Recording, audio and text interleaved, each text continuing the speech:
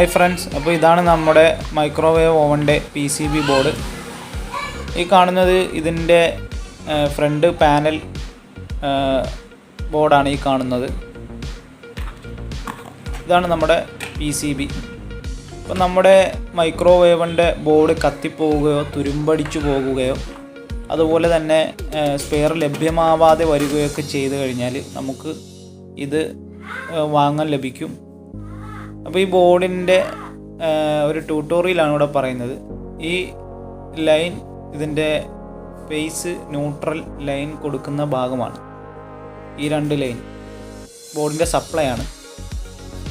പിന്നീട് നമ്മൾ ഇവിടെ കുറച്ച് പിന്നുകൾ കാണാൻ സാധിക്കും. ഈ നീല റിലേ അതുപോലെ തന്നെ കറുപ്പ് റിലേ ഒക്കെ ഇവിടെ കാണാൻ സാധിക്കും. ഇവിടെ നിന്നാണ് നമ്മൾ ഓരോ മാഗ്നട്രോണിലുള്ള ലൈൻ എടുക്കുന്നത്. അതുപോലെ തന്നെ അവിടെ നമ്മളൊരു ന്യൂട്രൽ ലൈൻ നമ്മളവിടെ കണക്ട് ചെയ്യുക. ഇതിൻ്റെ വ്യക്തമായി ഞാനൊരു ഫോട്ടോയിലൂടെ ഇതിൻ്റെ ഗ്രാഫ് ഞാൻ കാണിച്ചു തരാം. അപ്പോൾ ഈ പിന്നുകളിൽ നിന്നാണ് നമ്മൾ മാഗ്നട്രോണിൻ്റെയും അതുപോലെ തന്നെ റൊട്ടേറ്റ് ചെയ്യുന്ന പ്ലേറ്റിൻ്റെയും പ്ലേറ്റ് മോട്ടറിൻ്റെ ലൈനും അതുപോലെ തന്നെ ഫാനിൻ്റെ ലൈനും ലൈറ്റിൻ്റെ ലൈനും ഒക്കെ നമ്മൾ ഈ ഭാഗത്തു നിന്നാണ് നമ്മൾ എടുക്കുന്നത്.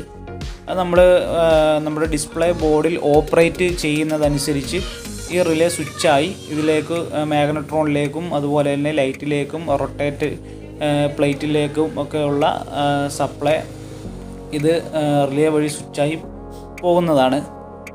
അപ്പം നമുക്ക് ഇതിൻ്റെ നല്ല രീതിയിൽ ഇത് മനസ്സിലാക്കാനായിട്ട് ഞാനൊരു ഗ്രാഫ് ഒരു ഫോട്ടോയിൽ ഇത് കറക്റ്റായിട്ട് ഞാനിത് കാണിച്ചു തരാം. അപ്പോൾ ഇതാണ് ഇതിൻ്റെ പാനൽ കൊടുക്കുന്ന സോക്കറ്റ്.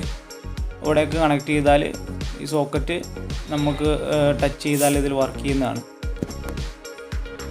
ഈ ഫോട്ടോയിലേക്ക് എല്ലാവരും ശ്രദ്ധിക്കുക.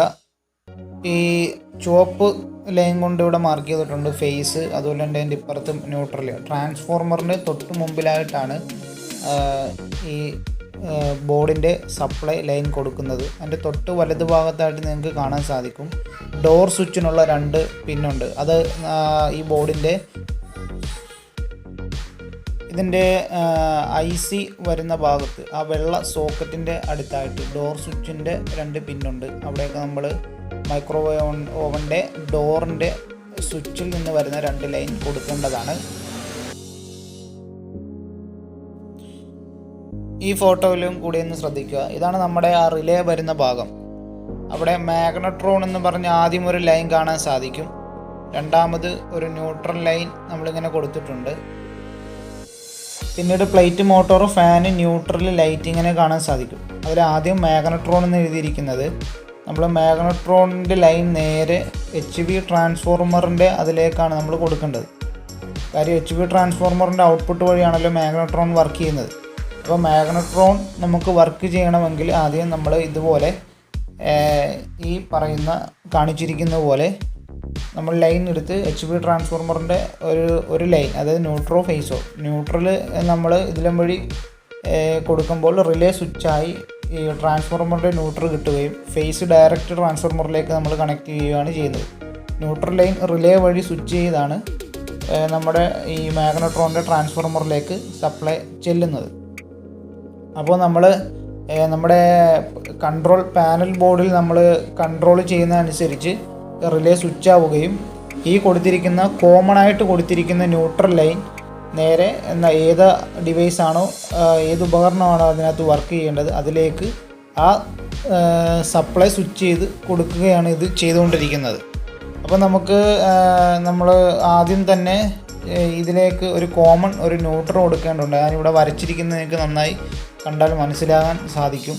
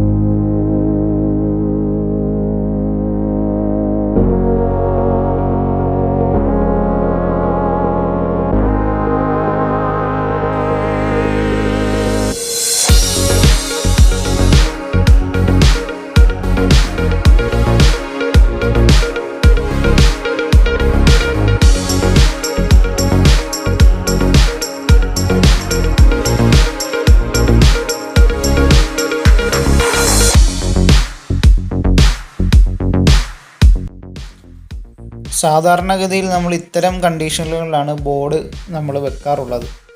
പിന്നെ പരമാവധി ഒറിജിനൽ ബോർഡുകൾ തന്നെ റെഡിയാക്കി എടുക്കാൻ ശ്രമിക്കുക.